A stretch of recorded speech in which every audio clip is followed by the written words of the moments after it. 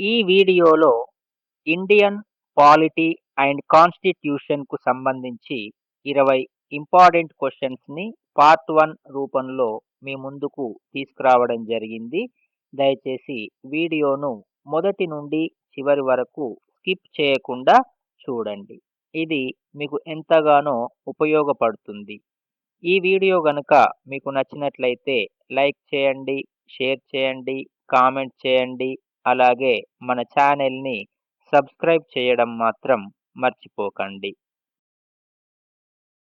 భారత రాజ్యాంగం ఎప్పటి నుండి అమలులోకి వచ్చింది?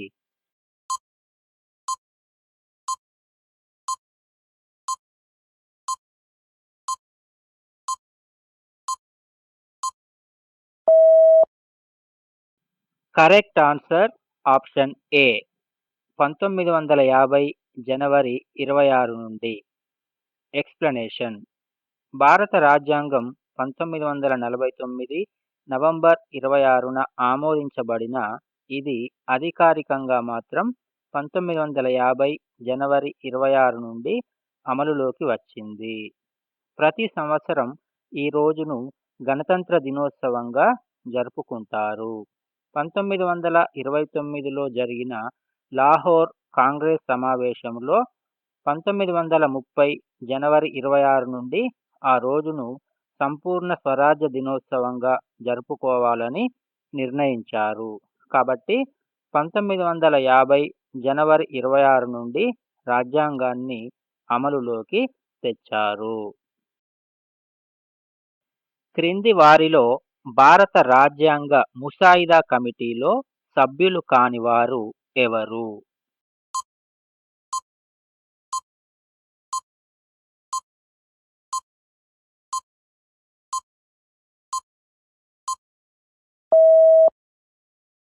Correct answer option D. P V Anandacharyulu.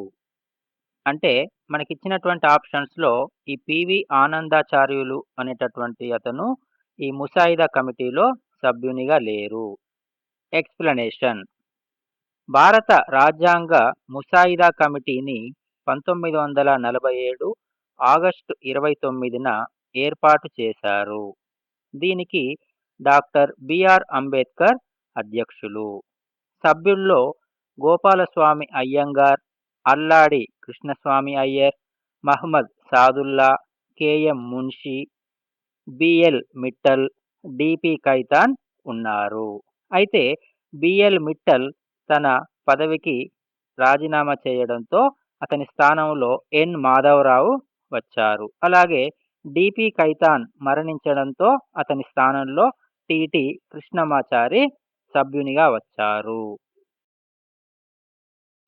Andhra Pradesh రాష్ట్రానికి సంబంధించి క్రింది వాటిలో సరికాని వ్యక్తి ఎవరు?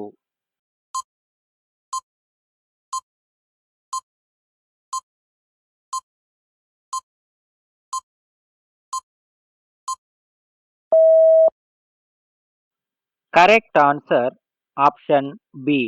ఆంధ్రప్రదేశ్ రాష్ట్ర మొదటి assembly speaker B V Subba Reddy. So మనకిచ్చిన ఆప్షన్స్‌లో ఇది తప్పుగా ఉంది. కాబట్టి ఇది ఇక్కడ ఆన్సర్ అవుతుంది. ఎక్స్‌ప్లనేషన్: ఆంధ్రప్రదేశ్ రాష్ట్ర మొదటి అసెంబ్లీ స్పీకర్ అయ్యదేవర కాళేశ్వరరావు. ఇతను 1956 నుండి 62 వరకు ఉన్నారు. అయితే ఈ బివి సుబ్బారెడ్డి మాత్రం 1962లో స్పీకర్‌గా ఎన్నికయ్యారు. అలాగే 1953లో సీఎం త్రివేది ఆంధ్ర రాష్ట్రానికి గవర్నర్‌గా నియమించబడ్డారు. అయితే 1956లో ఆంధ్రప్రదేశ్ ఏర్పాటయ్యాక కూడా కొంతకాలం గవర్నర్‌గా కొనసాగారు. 1956లో నీలం సంజీవరెడ్డి తొలి ముఖ్యమంత్రిగా, అలాగే 1960లో దామోదరం సంజీవయ్య తొలి దళిత ముఖ్యమంత్రిగా బాధ్యతలు చేపట్టారు. భారత పార్లమెంటు క్రింది వాటిలో వేటిని కలిగి ఉంటుంది?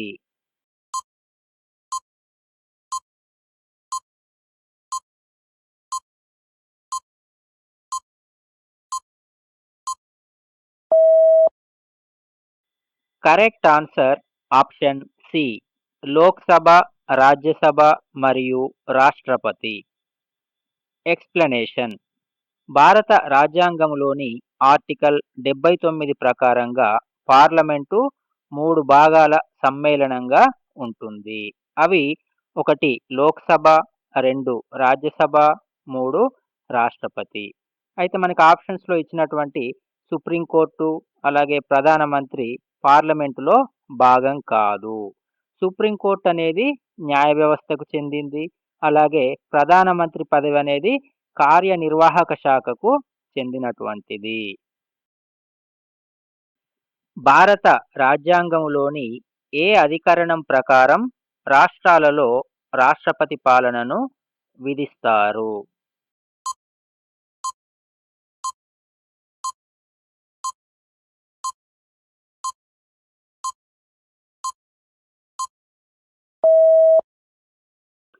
Correct answer option B.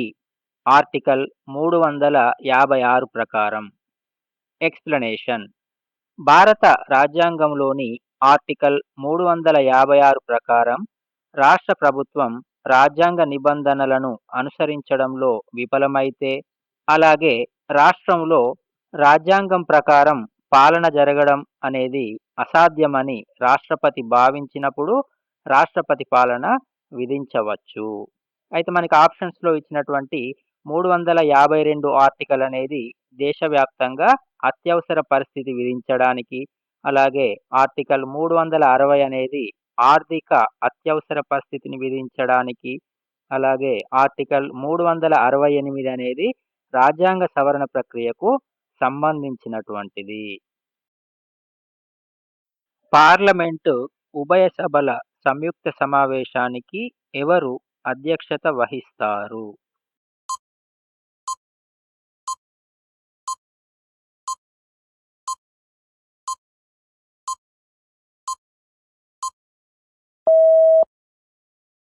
Correct answer option D. Lok Sabha speaker. Explanation భారత రాజ్యాంగంలోని ఆర్టికల్ 108 ప్రకారం పార్లమెంటు ఉభయ సభల సంయుక్త సమావేశం అనేది నిర్వహించబడుతుంది. అయితే రాష్ట్రపతి ఈ సంయుక్త సమావేశాన్ని ఆహ్వానిస్తాడు. కానీ అధ్యక్షత వహించేది మాత్రం లోక్‌సభ స్పీకర్. ఇప్పటివరకు 3 సార్లు ఉభయ సభల సంయుక్త సమావేశాలు జరిగాయి. అందులో మొదటిది వరకట్న నిషేధ బిల్లు 1961, రెండవది బ్యాంకింగ్ సర్వీస్ కమిషన్ ఏర్పాటు మరియు రద్దుకు సంబంధించిన బిల్లు 1978, అలాగే మూడవది ఫోటో బిల్లు 2002. భారత రాజ్యాంగంలోని ఏ భాగంలో ప్రాథమిక హక్కులు పొందుపరచబడ్డాయి?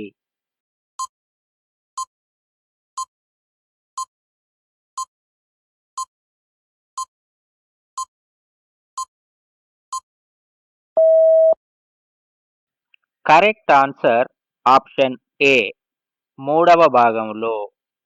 ఎక్స్‌ప్లనేషన్ ప్రాథమిక హక్కులు భారత రాజ్యాంగంలోని మూడవ భాగంలో ఆర్టికల్స్ 12 నుండి 35 వరకు పొందుపరచబడ్డాయి.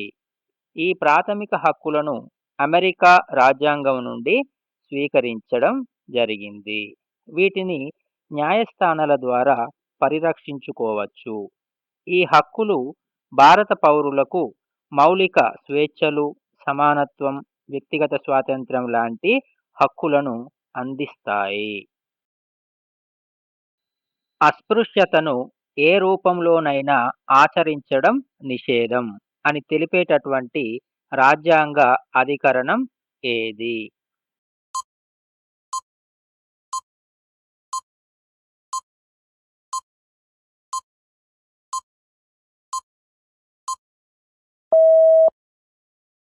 Correct answer option C. Article 17. Explanation భారత రాజ్యాంగంలోని ఆర్టికల్ 17 ప్రకారం అస్పృశ్యతను ఏ రూపంలోనైనా ఆచరించడం నిషేధించబడింది. ఇది అస్పృశ్యతను చట్టబద్ధంగా రద్దు చేస్తుంది మరియు దీనిని ఉల్లంఘించడం శిక్షార్హమైన నేరంగా కూడా పరిగణించబడుతుంది. ఇది సామాజిక సమానత్వానికి ప్రాధాన్యమిస్తూ కుల వివక్షకు వ్యతిరేకంగా కీలకంగా పనిచేస్తుంది. ఆస్తి హక్కును ఏ రాజ్యాంగ సవరణ ద్వారా ప్రాథమిక హక్కుల జాబితా నుండి తొలగించారు?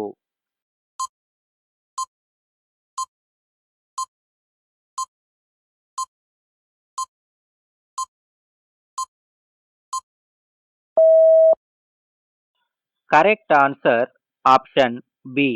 44వ రాజ్యాంగ సవరణ ద్వారా.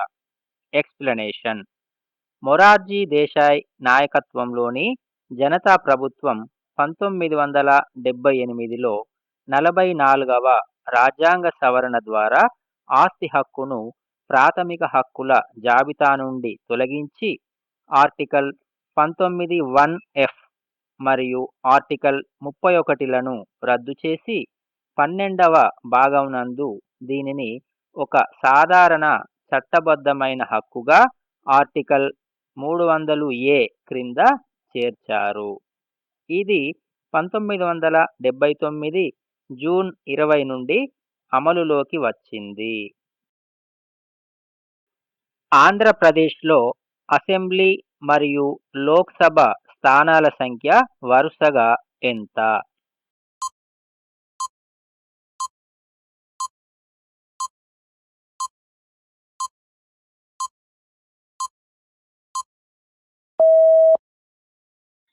Correct answer option D. 175 మరియు 25.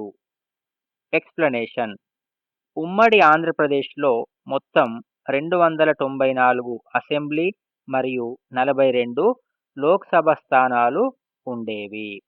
అయితే ప్రస్తుతం ఆంధ్రప్రదేశ్‌కు 175 అసెంబ్లీ స్థానాలు, 25 లోక్‌సభ స్థానాలు ఉన్నాయి. అలాగే తెలంగాణకు 119 అసెంబ్లీ, 17 లోక్‌సభ స్థానాలు ఉన్నాయి.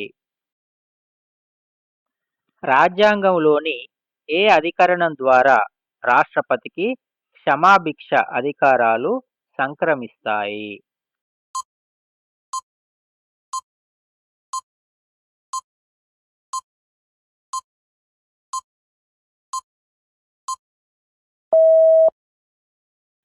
Correct answer option A. Article 72 ప్రకారంగా. ఎక్స్‌ప్లనేషన్: భారత రాజ్యాంగంలోని ఆర్టికల్ 72 ప్రకారం రాష్ట్రపతికి క్షమాభిక్ష అధికారాలు సంక్రమిస్తాయి. రాష్ట్రపతికి ఉన్నటువంటి ఈ శక్తినే మెర్సీ పవర్ అని కూడా అంటాము. అయితే రాష్ట్రపతికి 5 రకాల క్షమాభిక్ష అధికారాలు ఉన్నాయి. అందులో మొదటిది పార్డన్, అంటే ఒక శిక్షను పూర్తిగా రద్దు చేసి క్షమాభిక్షను పెట్టడం. అలాగే 2 కమ్యూటేషన్, అంటే ఒక రకమైనటువంటి శిక్షను మరొక రకమైనటువంటి శిక్షగా మార్చడం. ఫర్ ఎగ్జాంపుల్ ఉరి శిక్షను యావజ్జీవ శిక్షగా మార్చడం. అలాగే మూడవది రెమిషన్, అంటే ఒక శిక్ష తీవ్రతను తగ్గించడం. ఫర్ ఎగ్జాంపుల్ ఒక వ్యక్తికి ఒక 7 సంవత్సరాలు శిక్ష పడ్డదనుకోండి, దాన్నో 6 నెలలు తగ్గించడం. అలాగే నాలుగవది రెస్పైట్, అంటే ఒక ప్రత్యేక కారణం ద్వారా, అంటే ఒక ప్రత్యేక కారణం రీత్యా ఒక రకమైనటువంటి శిక్షను మరొక రకమైనటువంటి శిక్షగా మార్చడం. ఫర్ ఎగ్జాంపుల్ శిక్ష పడినటువంటి ఒక వ్యక్తి గర్భవతి అనుకోండి, అప్పుడు శిక్షలో మార్పు చేయడం. అలాగే ఐదవది రిఫ్రైవ్, అంటే శిక్ష యొక్క అమలును వాయిదా వేయడం. ప్రాథమిక హక్కులలో దేనిని భారత రాజ్యాంగానికి ఆత్మ మరియు హృదయంగా పేర్కొన్నారు?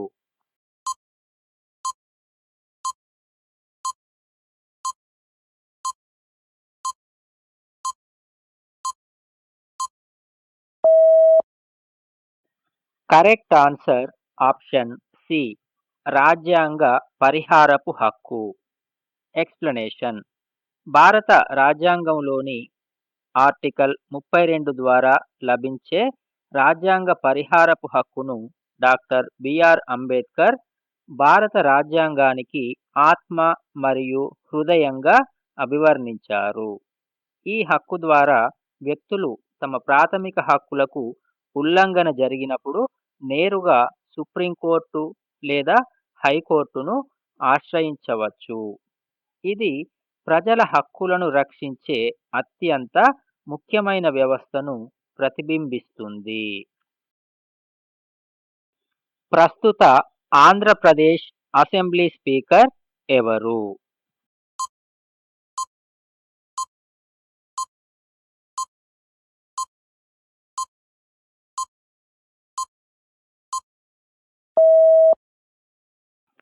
Correct answer option B. Chintakayala Ayyanna Patrudu. Explanation: Andhra Pradesh assembly యొక్క ప్రస్తుత స్పీకర్‌గా చింతకాయల అయ్యన్న పాత్రుడు 2024 జూన్ 22న ఏకగ్రీవంగా ఎన్నికయ్యారు. ఆయన టీడీపీ పార్టీకి చెందినవారు. అలాగే నర్సీపట్నం నియోజకవర్గం నుండి ఎమ్మెల్యేగా గెలిచారు.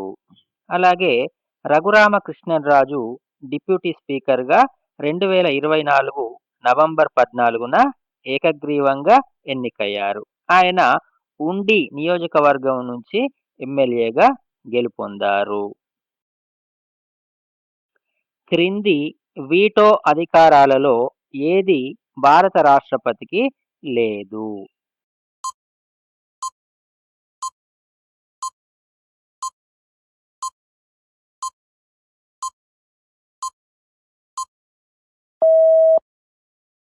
Correct answer option D. Qualified veto. అంటే మనకిచ్చిన ఆప్షన్స్‌లో ఈ క్వాలిఫైడ్ వీటో అనే అధికారం భారత రాష్ట్రపతికి లేదు. ఇవి కొన్ని విదేశాలలో మాత్రమే ఉంది. ఫర్ ఎగ్జాంపుల్ అమెరికా అధ్యక్షుడికి ఈ క్వాలిఫైడ్ వీటో అనేటటువంటి అధికారం ఉంది. ముందుగా అసలు వీటో అధికారం అంటే ఏంటంటే, ఏవైనా బిల్లులను రాష్ట్రపతి తిరస్కరించడం గాని, నిరోధించడం గాని, లేదా నిలుపుదల చేయడం గాని చేసినట్లయితే దాన్ని వీటో అధికారం అంటారు. మన భారత రాష్ట్రపతికి 3 రకాల వీటో అధికారాలున్నాయి. అందులో మొదటిది అబ్సల్యూట్ వీటో. అంటే రాష్ట్రపతి తన వద్దకు వచ్చినటువంటి బిల్లుపై ఆమోదం తెలపకుండా కారణం చెప్పి కానీ, లేదా కారణం చెప్పకుండా గాని తిరస్కరించినట్లయితే దాన్ని అబ్సల్యూట్ వీటో అంటాం. అలాగే రెండవది సస్పెన్సివ్ వీటో. అంటే రాష్ట్రపతి తన దగ్గరికి వచ్చినటువంటి ఆమోదం కొరకు వచ్చినటువంటి బిల్లుపై ఆమోదం తెలపకుండా ఇంకా ఏమైనా సవరణలు, సలహాలు, సూచనలు చేస్తూ పునః పరిశీలన కోసం తిరిగి వెనక్కి పంపినట్లయితే దాన్ని సస్పెన్సివ్ వీటో అంటాం.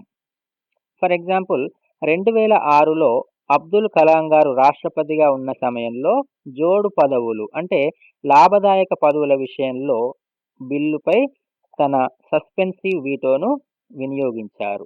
అలాగే మూడవది పాకెట్ వీటో. అంటే పార్లమెంటు లేదా కేంద్ర మంత్రి మండలి పంపినటువంటి బిల్లుల విషయంలో రాష్ట్రపతి తన ఆమోదాన్ని తెలపకుండా లేక తిరస్కరించకుండా, అంటే ఎలాంటి నిర్ణయం తెలపకుండా తన దగ్గరనే ఆ బిల్లులను అట్టిపెట్టుకోవడాన్ని పాకెట్ వీటో అంటాం. ఇది మనకు 1986లో అప్పుడు జ్ఞాని జైల్ సింగ్ రాష్ట్రపతిగా ఉన్నప్పుడు పోస్టల్ బిల్లు విషయంలో ఈ పాకెట్ వీటోను వినియోగించారు. ఏ కమిటీ సిఫార్సుల ఆధారంగా ప్రాథమిక విధులు భారత రాజ్యాంగంలో చేర్చబడ్డాయి?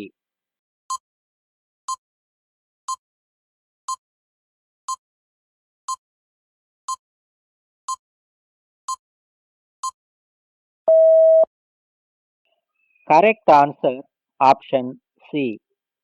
స్వరణ్ సింగ్ కమిటీ. ఎక్స్‌ప్లనేషన్: 1976లో ఏర్పాటైన స్వరణ్ సింగ్ కమిటీ సిఫార్సుల ఆధారంగా ప్రాథమిక విధులు రాజ్యాంగంలో చేర్చబడ్డాయి. వీటిని 42వ రాజ్యాంగ సవరణ ద్వారా 4A భాగంలో 51A అధికరణం క్రింద పేర్కొన్నారు. మొత్తం 10 ప్రాథమిక విధులు చేర్చబడ్డాయి. అయితే 2002లో 86వ రాజ్యాంగ సవరణ ద్వారా 11వ ప్రాథమిక విధిని అంటే 6-14 సంవత్సరాలలోపు పిల్లలకు 1-8వ తరగతి వరకు విద్య కల్పించాల్సిందిగా ఈ బాధ్యతను 11వ విధిగా చేర్చారు. ఓటు హక్కు కనీస వయోపరిమితిని 21 సంవత్సరాల నుండి 18 సంవత్సరాలకు తగ్గించిన రాజ్యాంగ సవరణ చట్టం ఏది?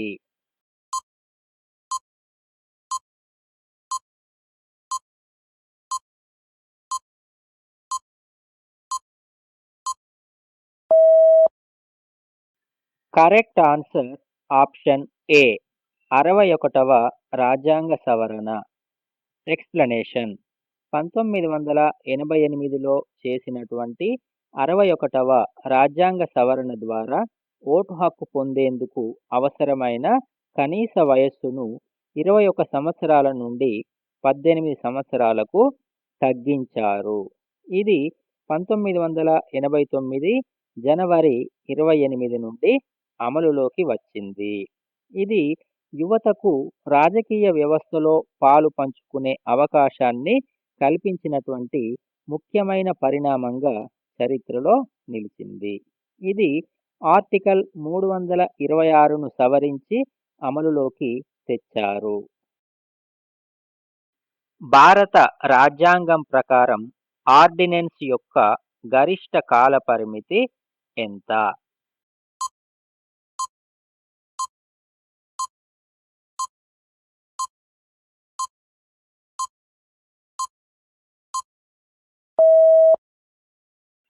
కరెక్ట్ ఆన్సర్ ఆప్షన్ సి 6 నెలల 6 వారాలు. ఎక్స్‌ప్లనేషన్ రాజ్యాంగంలోని ఆర్టికల్ 123 ప్రకారం పార్లమెంటు సమావేశాల్లో లేనప్పుడు రాష్ట్రపతి ఆర్డినెన్స్ జారీ చేయవచ్చు. ఇది పార్లమెంట్ తిరిగి సమావేశమైన 6 వారాలలోపు ఆమోదం పొందాలి. లేకపోతే అది చెల్లుబాటు కాదు. కాబట్టి గరిష్టంగా ఒక ఆర్డినెన్స్ నిలిచే సమయం 6 నెలల 6 వారాలు మాత్రమే. ఆదేశిక సూత్రాలు భారత రాజ్యాంగంలోని ఎన్నవ భాగంలో ఉన్నాయి?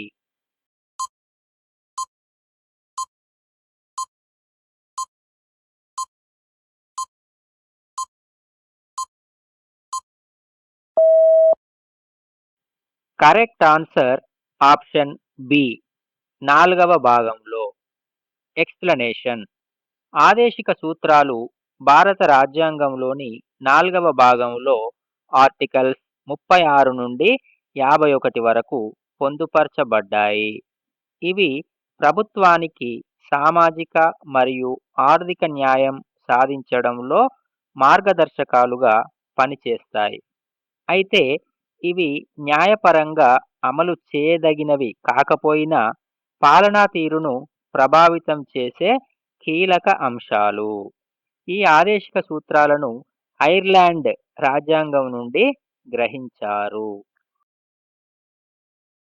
విద్యను ఉమ్మడి జాబితాలో చేర్చిన రాజ్యాంగ సవరణ ఏది?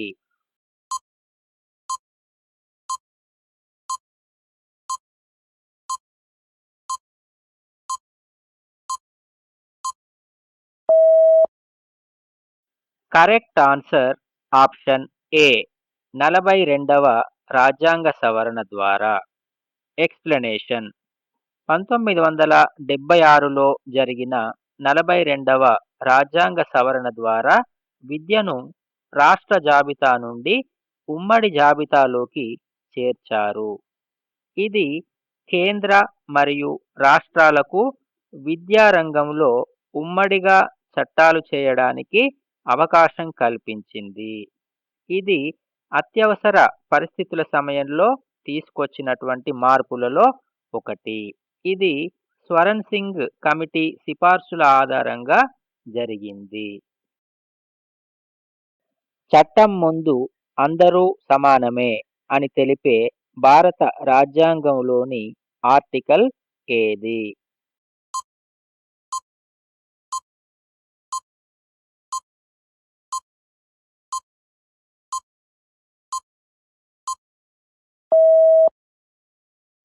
Correct answer option D. Article 14.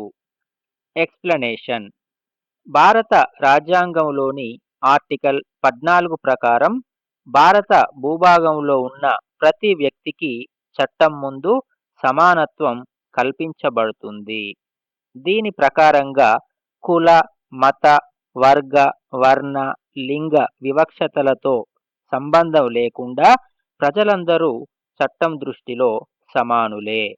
Article 14 ద్వారా భారత రాజ్యాంగం రూల్ ఆఫ్ లా అనే భావనను బలపరుస్తుంది. అంటే చట్టానికి ఎవరు కూడా అతీతులు కారు.